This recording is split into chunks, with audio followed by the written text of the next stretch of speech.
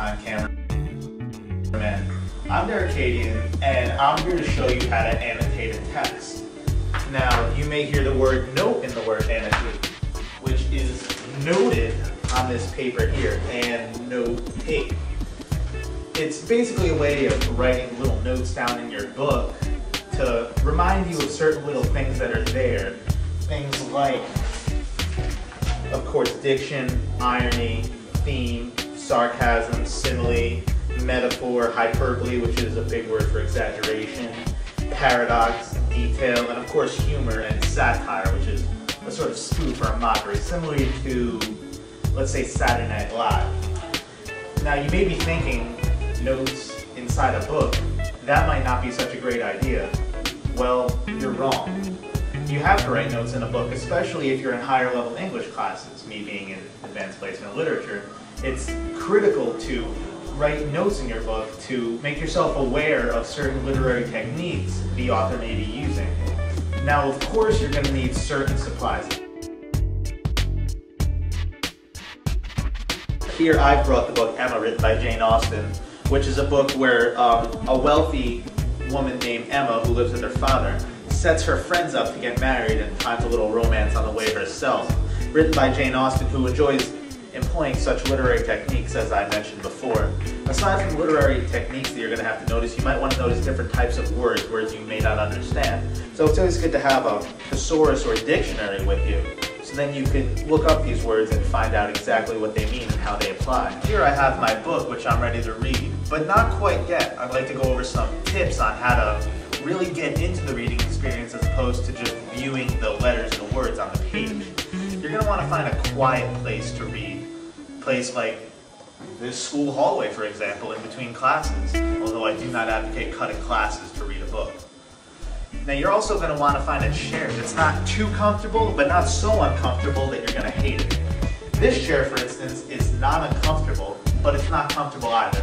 Something to keep you alert while reading, but not comfortable enough that you'll end up falling asleep. So you have your book, and you're ready to write. As you start reading, you'll see in the first few pages that there are the introduction of characters such as Emma, her father, Miss Taylor, as well as other characters. This is what the inside cover is for. You write a little bit about the character as well as the summaries about the character. The back cover, you may be wondering, is left blank for a reason. That's for possibly writing themes or conclusions or anything you may note along the way that doesn't have room for on the page. Now for the bread and butter of this, annotating and looking for themes. Now as you read, you'll notice, as most books are, they're sorted out into chapters, and at the end of the chapters you'll see a little note space.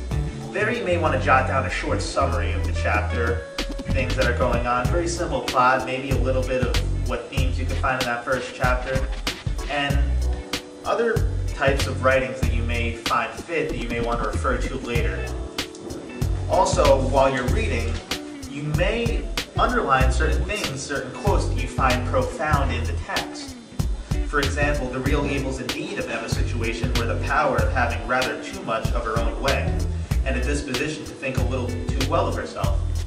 This foreshadows her attitude for the rest of the story. This is very crucial to know and very crucial to take account of, especially knowing how she's going to be later in the book. It may foreshadow, it may tell a lot of things about a certain character. You're going to want to look for examples of irony and other literary techniques we found before. Irony would be an example of something that you don't expect happening to happen, or something one will say, oh, that won't happen, but it'll happen. And other various literary techniques that authors employ to keep the reader informed, as well as aware, and also as well as entertained while they're reading. Annotating can also help you in doing some sort of test that the teacher may give you, especially if it's an open book test. Underlining such meaningful quotes can really help you in answering some questions that may be on the test. Also, it helps you commit them to memory. I know from my experience that after I've annotated a book, I have a better understanding because I'm very active in reading. I'm not passively reading by just looking at the words and understanding what they mean.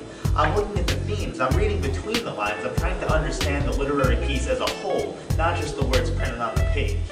So in conclusion, we could say that annotating a text is not only a good way to boost your test scores or get a better understanding of a book, but also a way to broaden and deepen the experience of reading a book. It'll give you more enjoyment and you'll have a lot more to look back on. Now it may look awkward and it may look funny with your book with a whole bunch of funny lines and notes through it, but I can guarantee that it'll make you feel so much more accomplished after reading that book.